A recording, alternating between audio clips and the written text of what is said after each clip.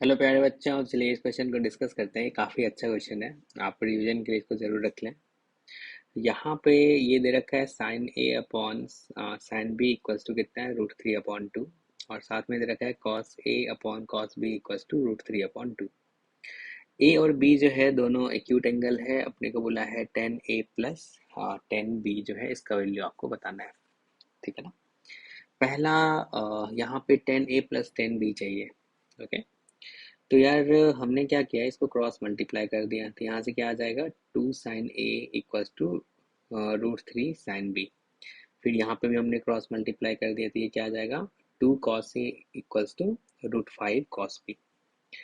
अब अगर डिवाइड करोगे तो यहाँ पे भी 10 बनता हुआ दिख रहा है और यहाँ पे भी 10 बनता हुआ दिख रहा है। तो हमने क्या किया, डिवाइड कर दिया दोनों को। तो 10A इक्वल्स टू क्या हो जाएगा, √3/5 10B।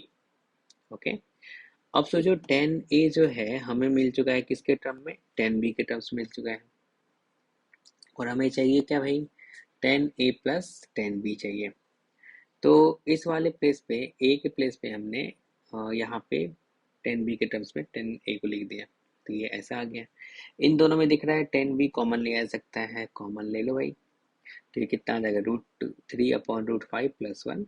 और इसको सिंप्लीफाई करोगे तो कितना आ जाएगा, √3 + √5/√5 इंटू 10B।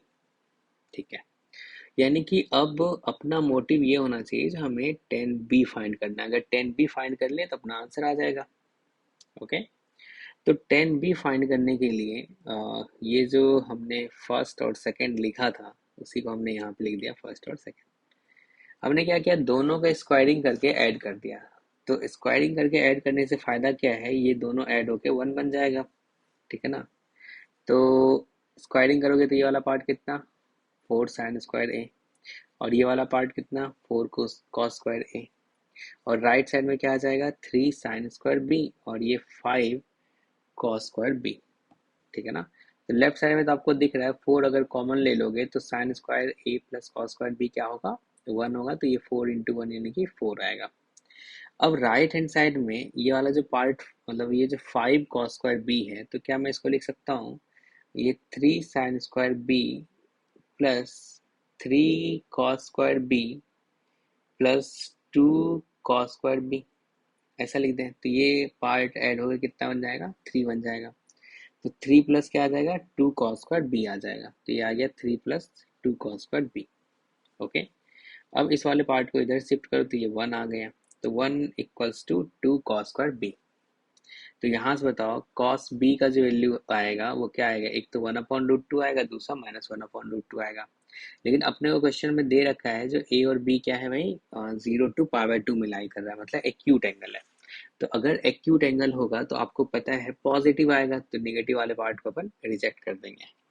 तो यानी कि अगर कॉस बी का वैल्यू 1/√2 है, यानी कि बी 45 है, तो 10B कितना हो जाएगा, 1 हो जाएगा।